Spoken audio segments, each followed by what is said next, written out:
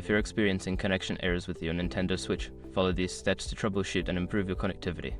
This guide will help you identify and resolve common issues. Step 1. Check your internet connection. Ensure that your internet connection is stable.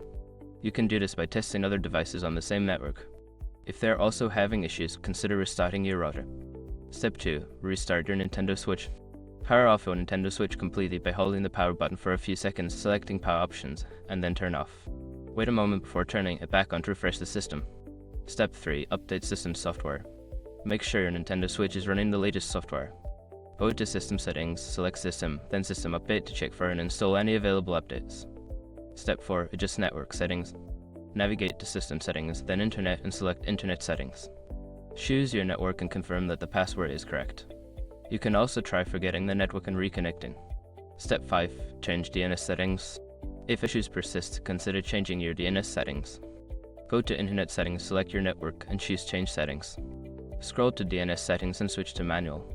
Enter a public DNS like Google S8.8, 8.8 for primary, and 8.8 4.4 for secondary.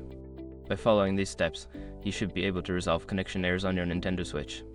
If problems continue, consider reaching out to Nintendo support for further assistance.